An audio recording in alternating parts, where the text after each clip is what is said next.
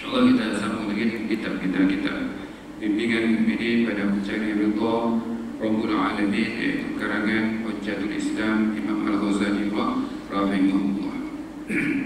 Kita masih berbicara tentang gelar kepada riya. Antara sekalian laporan terbaru Januari sampai 15 Februari sampai 15 Februari 1 bulan setengah, sebanyak 554 juta kerugian akibat skema, meningkat 47% berbanding dengan tahun depan. Maksudnya amal yang kena scam bukan orang biasa-biasa. Profesor kena scam, accountant kena scam. Tapi saya nak highlight di sini atas scam. Ada scam orang ni juta-juta ni nampak macam kehilangan yang banyak. Dia anak murid kepada bapa scammer.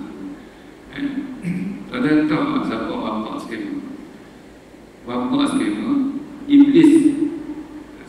Ni ada scam orang ni anak murid iblis. Tuan-tuan agak-agak kan, bapa scammer bila dia scam, agak-agak kehilangan kerugian lebih kecil ke lebih besar? Mestilah lebih besar, sebab dia bapa. Silap-silap muflis tu. Atas kan, orang kata money is something but not everything. Duit adalah sesuatu.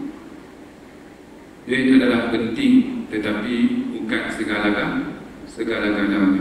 Dan duit boleh dicari. Bagaimana nanti di hari akhirat kelak, bila kita rasa dah banyak amalan kita, pahala kita, tiba-tiba kita ambil buku akaun kita, tengok bahagian debit, tengok tak ada, kosong akaun kita. Ya Allah, mana segala amalan-amalanku ya Allah? Allah Ta'ala kata, kau kena scam. Siapa scam? Bapa scam, iaitu iblis. Kita pun salahkan iblis ya. Iblis kata memang kerja aku tu scam kan? Macam mana kan? Aku tak buat apa, aku bagi linknya. Kau yang suka klik sangat. Dan yang kena scam ni, kebanyakan yang kena scam ni, dia guna elemen takut. Takut. Saya terima satu panggilan. Ini notis terakhir pemotongan elektrik. Yang main elemen takut. Kalau kita main ni, kita semua macam tapi nak potong elektrik macam tu. Tapi tuan-tuan, dia main elemen takut. Ini bungkusan, dalam bungkusan ni ada benda yang terlarang. Dia main elemen takut. Iblis pun apa skema, dia main elemen takut. Takut orang kata apa? Kalau tak puasa, orang kata apa? Kalau tak solat, orang kata apa? Kita rumah dekat dengan masjid, kalau tak main masjid, orang kata apa? Dia main elemen takut. Tuan-tuan sekalian, tengok tak ada apa akaun kita habis kena scam. Boleh tak kalau kita kata macam ni? Macam kat dunia kita kata money is something but not everything. Bila kita dapat buku amalan kita kata amalan is something but not everything. Boleh? Tak boleh. Amalan is everything now. Boleh tak kita kata macam kat dunia, duit boleh dicari? Boleh tak kita kata amalan boleh dicari? Tak boleh. Mana boleh cari dah? Ya Allah, izinkan aku balik sekejap lah. Ya Allah, aku nak cari. No, tidak ada jalan pun dalam menang. Sebab itu tuan-tuan sekalian, berhati-hati. Dia bila dia scam, muflis tu maksudnya habis. Dan tuan-tuan sekalian, pada waktu itu hutang kita nak bayar banyak, hutang dengan makhluk, hutang dengan Allah. Itulah kita lagi dahsyat. Tuan-tuan nak banyak dirahmati Allah. Bagaimana dia scam kita? Link apa yang dia gunakan? Saya kata tadi iaitu takut.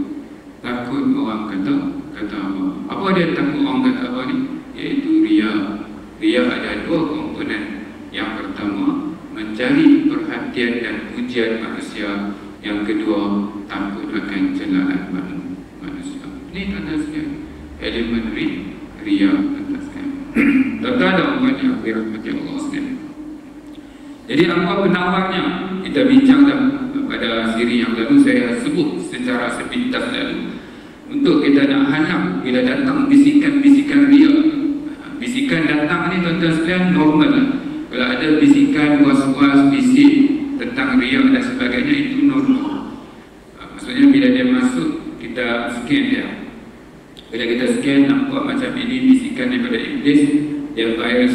Bila virus, kita scan, ya, kita ada 4 pilihan: delete, quarantine, ignore ataupun move. Macam sistem antivirus juga maksudnya. Jadi tuan-tuan kena update tuan-tuan punya antivirus. Ini dia punya konten antivirus. Takut-takut ada virus ria. Yang pertama, bila dia tuan-tuan scan, dia punya update antivirusnya, iaitu yang pertama, kena selalu ingat tentang bahaya dan bencana ria. Ini kena ingat selalu. Ria bukan potong markah.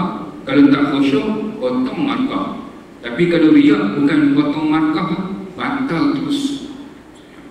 Batal terus, tak terima terus. Aku suci daripada menerima amalan seorang hamba yang berkongsi kepentingan. Ada niat-niat yang lain, tolak terus. Aku maha kaya.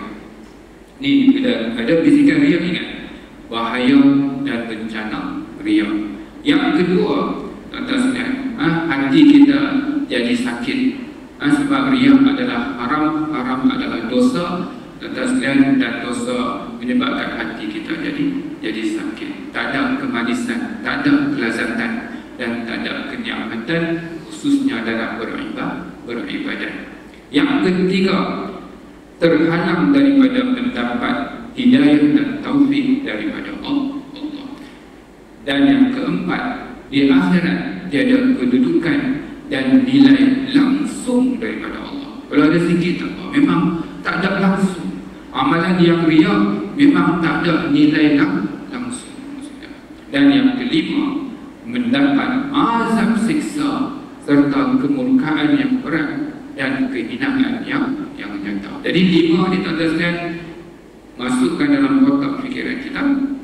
Bila ada masuk dan bisikan ria, jadi mudah untuk kita halang. Kelima-lima ni adalah tujuannya satu saja, iaitu untuk nak create pain.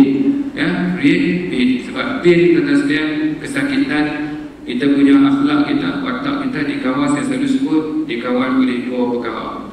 Yang pertama, pain. Yang kedua, pleasure. Pain and pleasure. Macam haiwan juga, dia buat kajian kat burung kakak tua.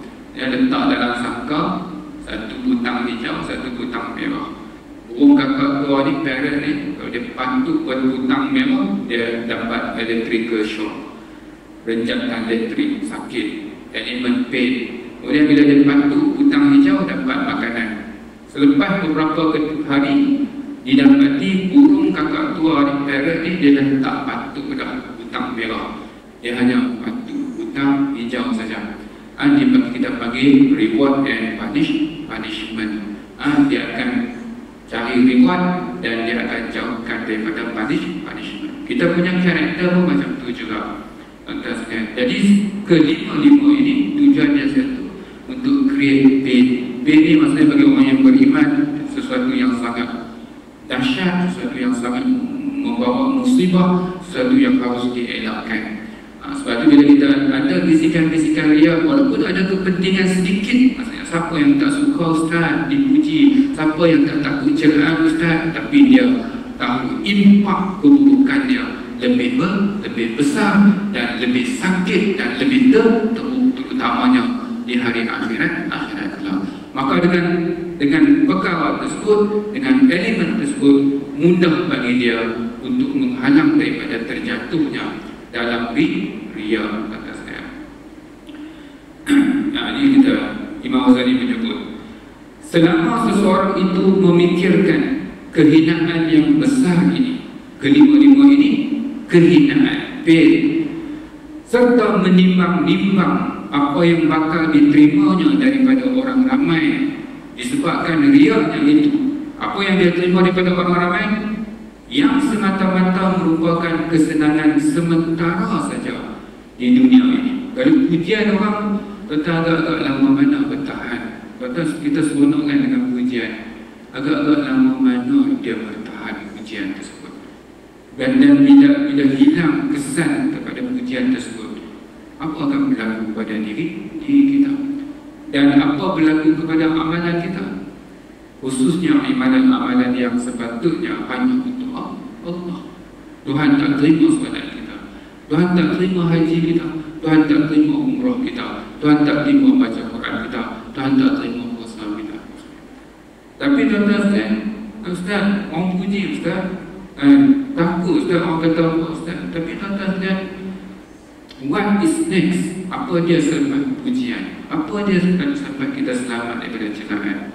Sementara nikmat dunia ni, tuan-tuan, ada dua ciri nikmat dunia. Sesuatu untuk jadi nikmat di dunia, dia ada dua benda. Dan yang ni yang kita suka. Yang pertama, untuk jadi nikmat dunia, dia mesti sikit. Sikit nikmat. Kalau banyak, tak nikmat lah. Orang yang ada dapat harta, durian untuk sonok. Wish dapat bonus kan, sonok. Tapi kalau dah gaji dah besar, apa semua dah dapat sikit, tak rasa sonok banyak. Tak tahu nak buat apa. Dia tak sonok. Akan doyan, kita makan doyan apa? Doyan bunyi ke apa, doyan sangkit kan? Biji okey, kena 3-4 biji, tengok nak muntah. Jadi macam tu, itu nikmat dunia. Sikit. Yang kedua, terhad dalam tempoh yang singkat. Tapi kalau lama-lama, dia dah tak jadi nikmat. Tapi yang kita cari, yang tu yang nafsu kita suka, dan kita sanggup kadang-kadang mencampakkan diri kita ke dalam kemusnahan dan kecelakaan, khususnya kecelakaan akhirat. Ini yang harus kita ambil perhatian. Padahal kelak dia akan bankrupt disebabkan semua pahala-pahala amalannya akan hilang dan binasa. Maka akan menjadi ringanlah baginya untuk menghindarkan diri daripada sifat riya.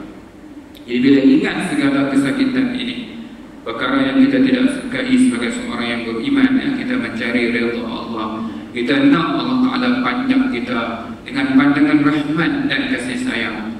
Orang yang riya atas sekalian, Allah Ta'ala pandang dia dengan benci, Allah Ta'ala pandang dia dengan kemurkaan. Sebab riya adalah syirik. Syirik adalah menduakan, dan menduakan adalah kecurangan. Padahal kita tak sedar, kita curang, kita senyum je, seronok saja, bahagia saja.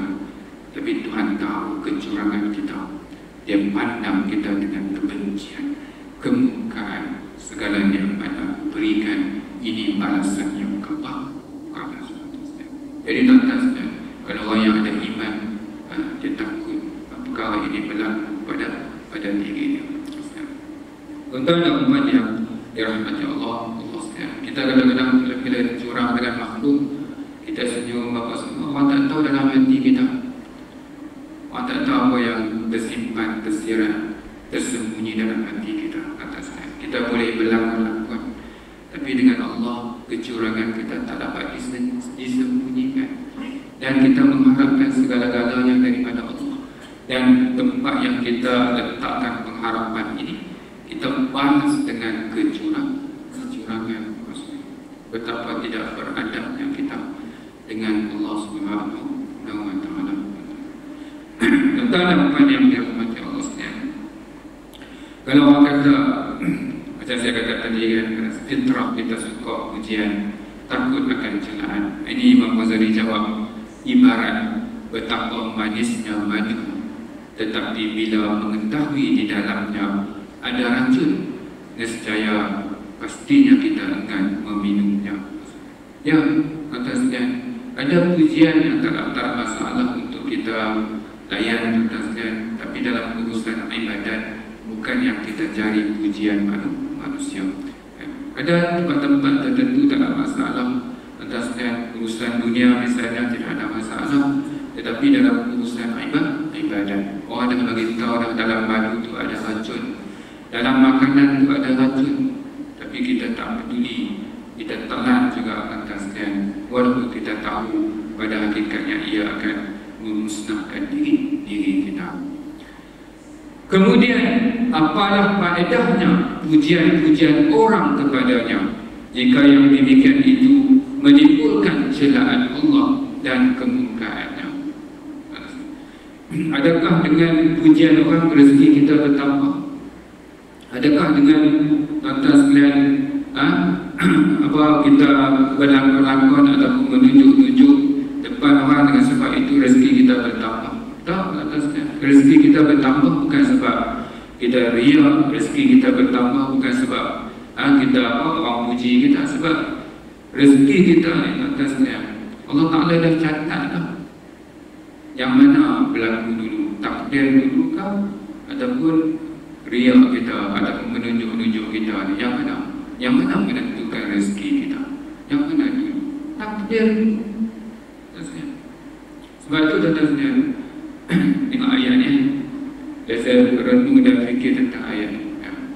Tuhan tak tanya tentang betapa banyaknya harta kita. Tuhan tak tanya betapa kayanya kita, tapi Tuhan tanya ke mana kita belanja dan dari mana kita dapat. Tuhan tanya sebab Tuhan tengok ayatnya. Tuhan tak tanya betapa kayanya kita, tentang betapa kayanya kita, tapi Tuhan tanya daripada mana kita dapat harta dan ke mana kita belanja. Tengok sebab apa? Sebab kaya miskin ni bukan usaha kita. Kaya miskin ni adalah takdir Allah. Sebab itu Tuhan tak tanya pasal apa jadi kaya, pasal apa jadi miskin. Tuhan tak tanya. Sebab itu bukan dalam kawalan kita.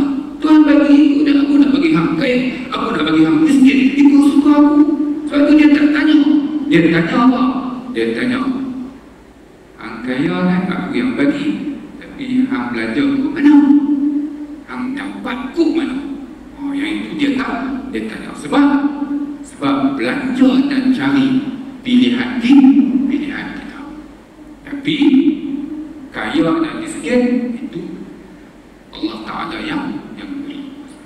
Kita tengok maksudnya, sesuatu yang dalam wilayah kita kena bertanggung jawab. Tapi kalau tidak di luar wilayah kita, Tuhan tak tahu, Tuhan tak tanya. Ini tanda umat yang dirahmati Allah sekalian. Baik.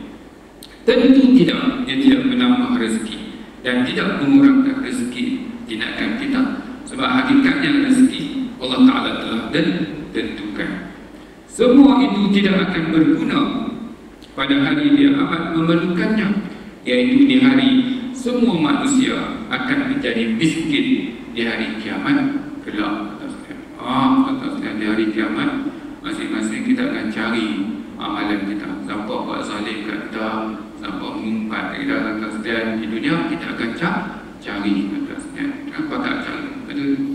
Tak harap nanti bila kita di hari akhirat kita tengok apa memang keliling kita, merumuni kita, semua nak minta. Kau ada buruk sangka dengan aku kan? Aku masih hidup kan? Kau tak datang tanya, tak datang verify, kau kekal dengan buruk sangka kau. Sekarang aku nak tuntut hak. Anak-anak kita buruk sangka dengan pasangan kita buruk sangka dengan anak-anak kita buruk sangka dengan jiran kita. Semua ditunggu. Mana kami nak tuntut balik. Pada waktu itu tuan-tuan sekalian, pahala kita pun dah sikit, sedikit habis. Bagi beda habis ke orang, tuan-tuan sekalian, dan sekali tak ada apa. Tuan-tuan sekalian, tak ada apa. Tuan-tuan sekalian, kita tak boleh bagi apa. Tapi hari ini hari yang penuh dengan keadilan, kita ambil dosa orang letak atas bau kita. Nabi kata, this is bankrupt. Inilah namanya amalan kita bagi ke orang, dosa kita ambil sebagai imbalan kepada kezaliman yang kita buat kepada manusia. Tuan-tuan dan puan yang dirahmati Allah sekalian.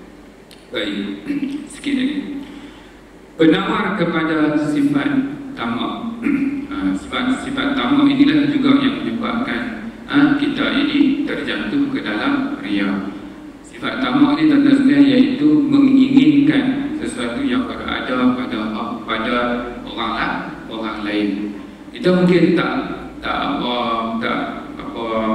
harta, bukan direct harta. Sekarang ni orang gemar pada orang lain bukan harta, tanda sekalian harta tu indirect. Sekarang orang gemar apa? Like. Sekarang zaman media sosial sekarang orang gemar like, kan? Dia tamak, dia nak berapa likes. Ini aku ada 1 juta likes. Ini subscribe kita ada 1 juta. Tapi indirectly dia harta juga di hujungnya. Ini tuan-tuan sekalian, jaga-jaga. Imam Ghazali kata apa? Maka hendaklah dia mengetahui bahawa Allah lah yang memberi. Orang like kita ni sebab kita bijak, kita pandai, ataupun sebab kita kan, ataupun memang Allah Ta'ala yang memberi. Kita kata sebab saya, maka pada ketika itu kita menuhankan usaha dan ikhtiar kita. Dan pada ketika itu Tuhan kata, okey baik, sekarang aku malah nak kisah, aku tinggalkan kepada engkau, kau cari maksudnya. Pada waktu itu sebelum ni mungkin kita dapat like dan mungkin sunnatullah secara fitrahnya dunia ini, ada waktu kita di atas, ada waktu kita di bawah, ada waktu kita mulia, ada waktu kita hina. Dan bila Allah Ta'ala tinggalkan, kata kita takkan tak mampu nak uruskan diri kita, dan akhirnya kita akan jatuh. Sebab apa? Sebab pada hakikatnya apa yang kita dapat bukan kerana usaha dan ikhtiar kita, apa yang kita dapat kerana kasih sayang, rahmat, pemberian Allah Subhanahu wa Ta'ala. Dan peraturan Allah, kalau kamu kufur, mungkin Tuhan bagi, tapi Tuhan janjikan azab yang pedih di hari akhirat kelak, ataupun Tuhan ambil kembali. Tapi pada harusnya apa yang harus kita ingat, apa yang kita dapat bukan kerana usaha dan ikhtiar kita, apa yang kita dapat adalah kerana takdir rezeki yang Allah Ta'ala letakkan kepada kita. Dan dialah yang menggerakkan hati seseorang untuk memberi dan menahan pemberian maksudnya. Bukan sebab kita, orang nak bagi kat kita, atas saya orang masak kuih kat kampung, orang buat kuih apa semua, tiba-tiba sampai kuih itu kat kita, atasnya, bukan sebab apa-apa, atasnya Allah Ta'ala yang mencampakkan rasa orang yang buat kuih itu nak hantar kat kita, sebab memang Tuhan dah tulis rezeki itu rezeki kita.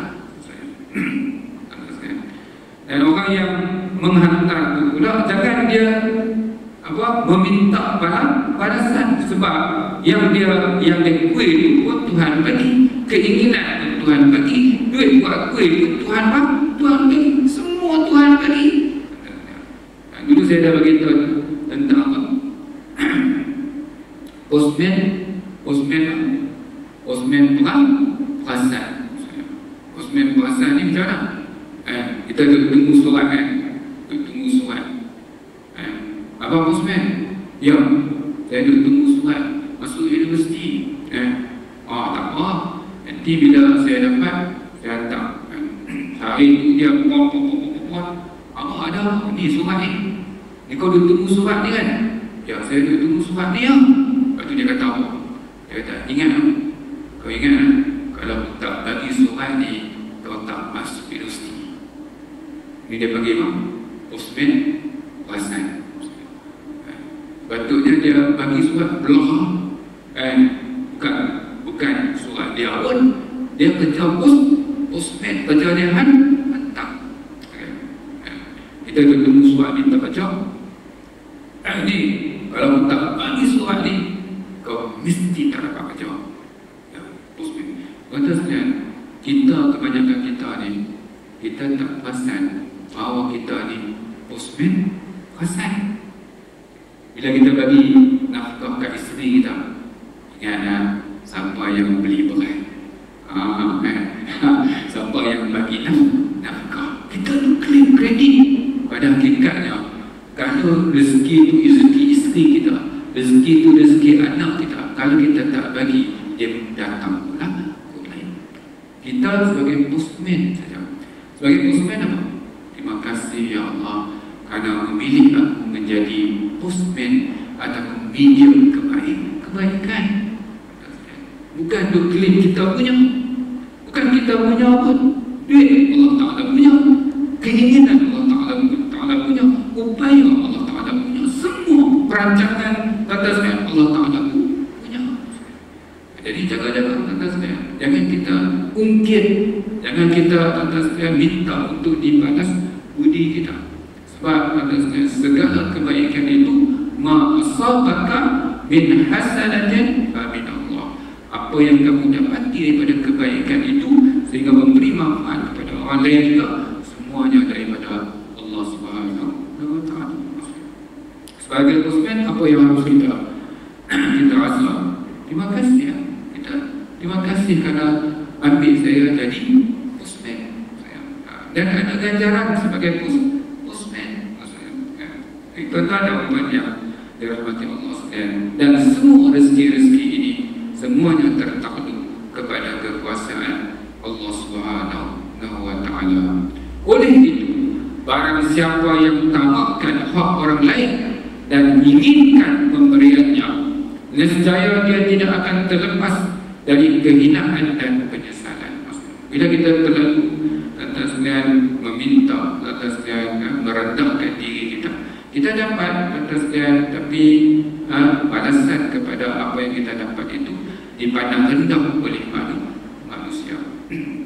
Kita bawa sehari dua ni kita dikejutkan dengan seorang OKU yang minta sedekah atasnya, dan dia mampu pakai X70.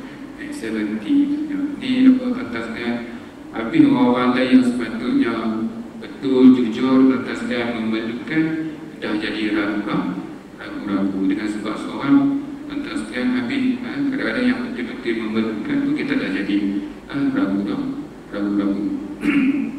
Saya pergi masjid, pergi Singapura atasnya masjid Kasim, masjid Kasim Jalan Canggih tu dia diletak dengan notis pun dia kata memberi kepada pengemis adalah salah. Maksudnya jika anda ingin membantu, berikan kepada kami. Jadi maksudnya mungkin masjid tahu siapa yang betul-betul yang layak menerima dan siapa yang sebenarnya mengambil kesempatan. Kita ni banyak yang kadang-kadang yang malas nak berusaha, tapi menjadikan minta itu sebagai satu profession. Maksudnya tak ada modal, tak butuh modal dia satu je, tebalkan muka. Maksudnya itu je dia punya modal. Maka sudah tentulah dia tidak akan sepi daripada cemuhan orang dan berhutang budi pula kepadanya. Bukankah manusia itu jahil? Dia sanggup meninggalkan permohonan kepada Allah, lalu mengejar harapan palsu dan angan-angan kosong. Kemudian bukan semua yang dikejarnya akan dicapainya. Kadang-kadang dapat dan sering kali pula meleset. Dia harapkan pujian orang, tapi kadang-kadang atas dia mengharapkan pujian, tapi kadang-kadang dapat cemuhan. Tapi itu juga yang kita suka. Andai kata apa yang dikejarnya berhasil, mungkin apa yang kita nak kita dapat. Andai kata apa yang dikejarnya berhasil, tentulah kelazatannya tidak sama dengan kepedihan menerima puji orang dan pandangan rendahnya terhadap kita. Ini datang setiap pemberian bila kita terlalu tamakkan, inginkan, kadang-kadang orang bagi, tapi kadang-kadang orang bagi bukan dengan kasih sayang, tapi orang bagi dengan penghinaan, orang beri dengan memandang rendah kepada diri kita. Tuan-tuan umat yang dirahmati Allah sekalian, moga apa yang kita bicarakan ini walaupun ringkas Moga jadi ilmu dalam arti kata dia buka watak dan pangan kita. Yang baik pastinya daripada Allah, yang taif daripada kelemahan diri saya sendiri. Kita takutkan dengan tasbih kafarah dan suratul Nas. Subhanallahumma bihamdik, asyhadu an la ilaha illa anta, astaghfiruka wa atubu ilaik. Bismillahirrahmanirrahim. Wal 'asri innal insana lafi khusr illa alladhina amanu wa 'amilus shalihat wa tawassaw bil haqq wa tawassaw bis sabr. Assalamu alaikum warahmatullahi wabarakatuh.